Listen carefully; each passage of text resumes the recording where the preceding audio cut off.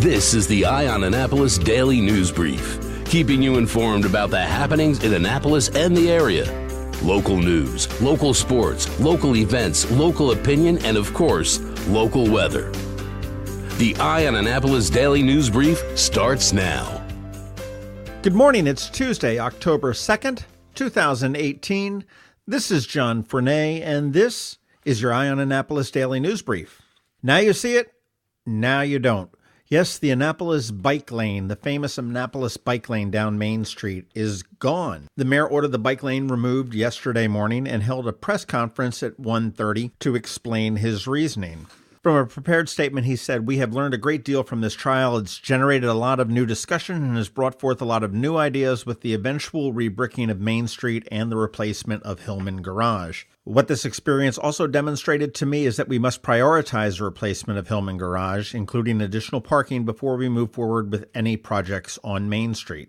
The mayor continued that the investment we made in this trial was not just a one-time thing. We now own these materials, and we will repurpose the tables and chairs as well as the construction materials over the next 3 years throughout the city with other proposed bike paths and pop-up projects. We hope to support other business areas like Maryland Avenue, West Annapolis, and 4th Street in Eastport with these ideas and materials. So there you go. West Annapolis, Maryland Avenue, and Eastport. Look forward to a bike lane coming to you in the near future. A little bit of a bummer news. The Chesapeake Bay Blues Festival will not be returning in 2019. Don Hooker, who's the founder and the promoter of the event, said that there were a variety of factors involved in the decision. Primarily, they need to take a year off to evaluate the changing conditions in the outdoor concert world. Specifics that he cited were the cost of talent, which is always on the rise, the decrease in attendance, an increase in the number of concerts that are blocking bands from playing within a given radius and a given time frame, and also change in weather patterns because they've had rain, significant rain, over the last 2 or 3 years. Now, the Chesapeake Bay Blues Festival is one of the major supporters of two charities, and they have been for many, many years, Special Love and We Care and Friends.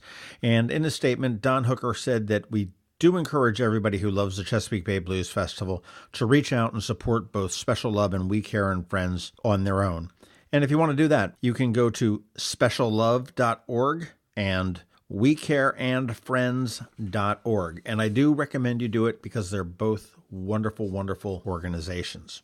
Now, we want to slide over into politics for just a little bit, and this is sort of on the silly side of things. The Maryland State Education Association has sued Governor Hogan's campaign because they are using an apple in some of their marketing material. A judge has denied a request for a preliminary injunction to stop the governor's campaign from using the logo, and the Hogan campaign says that the ruling means that it can still use an apple image as a universally known symbol for education on campaign material. The union does have a trademark apple logo that they use to signify endorsements, and they will be appealing this, and they say a court will ultimately decide that the governor's campaign has infringed upon the union's registered Apple trademark. Kind of silly if you ask me. In serious political news, former President Barack Obama is backing a couple Maryland candidates in the upcoming election, and he sent out his second round of endorsements. The first one went out on August 1st. There were no Maryland candidates on that list, but the one that came out yesterday had a few. The former president is backing gubernatorial candidate Ben Jealous, as well as his running mate, Susan Turnbull. And he's also backing two House of Delegate candidates, Courtney Watson of Howard County and our very own Anne Arundel County delegate and Maryland Speaker of the House, Michael Busch. And of course, after you're talking politics a little bit, you need a beer. Unfortunately, Americans' taste for beer is sagging just a little bit. U.S. beer sales are down 1.7% from last year, according to the Brewers Association. Just some other information that came out of their study. Anheuser-Busch, which owns Budweiser and Bud Light, saw sales decline year over year. And on the Miller side, Miller Lite and Coors Light also saw a year-over-year sales decline. Imports were looking up. They were up 3.2%. Dos Equis Lager saw sales jump 3.2%, Stella Artois, which is a 13.2% increase, and Modelo Especial is a 22.9% increase. Overall, craft beer sales rose 5%. And they had some information that was very interesting about Maryland specifically, and I didn't realize there were this many breweries in Maryland, but right now there are 73 craft breweries operating in the state compared to just 25 in 2011. And those 75 craft breweries, they combine $910 million to Maryland's economy in each year, and they provide 5,861 jobs with an average wage of $52,041. Good on you, beer industry.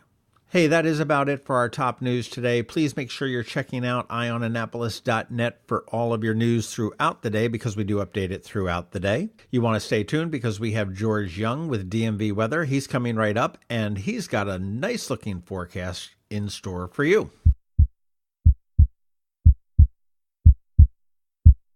Hi, I'm Anne Arundel County Executive Steve Shue. Pain never killed anyone, but heroin does. We're tired of losing our mothers, fathers, daughters, and sons to this epidemic. Step up and join our effort to stop creating new users. Doctor's orders. Go to aacounty.org/heroin to learn more about how you can stop addiction. Going out? You need the most up-to-date local weather. Here's George Young from DMV Weather in Annapolis with today's forecast. Hey everyone, this is George with DMV Weather, and here's your Eye on Annapolis forecast for Tuesday, October 2nd. Yesterday was the third straight very nice and very dry weather day in the Annapolis area. And while today will be pretty nice on the whole, there is a chance of PM showers and storms as a frontal boundary briefly moves through the region. But this one won't stick around for long, and the forecast for the rest of the week is for more sunshine and blue skies, with temps in the 80s Wednesday and Thursday, followed by highs in the 70s to near 80 Friday through Sunday. So get out and enjoy what will be an extended period of very nice weather. Okay, that's it for today. Be sure to download our free weather app on all of your devices by searching the Apple App Store or Google Play Store for DC MDVA Weather, so you can always stay weather informed. Or follow us on our website at dmvweather.com or on Facebook or Twitter. And be sure to check out the details on our special offer for free advertising on the DMV Weather platform through all of 2019 by visiting dmvweather.com/advertise. It's a great offer tied to a great cause, and our combo of app, website, Facebook, and Twitter is not only seen by thousands daily, but also heard by thousands each week right here with the Eye on Annapolis Daily News Brief. This is George Young of DMV Weather. Make it a great day out there. Watch out for those PM storms, but remember, whatever the weather outside, have fun and be safe. When you think of Watermark, you probably think of Harbor Queen. You know, the big white boat that sits down at the end of City Dock. But did you know that Harbor Queen is much more than just a visitor attraction? That thousands of local school children take field trips aboard it every year to learn about the Chesapeake Bay and our region's history. But that's not all you don't know about Watermark. When the Susquehanna River crested, washing thousands of tons of debris into our waterways, Watermark was there, rolling up their sleeves, helping the Annapolis Harbor Master clean up Ego Alley. And when the Annapolis Police Department SWAT team needed a boat to conduct special training exercises on to help protect our waters, they called Watermark. Watermark, making our mark. To learn more about how Watermark is here for our hometown, visit watermarkjourney.com.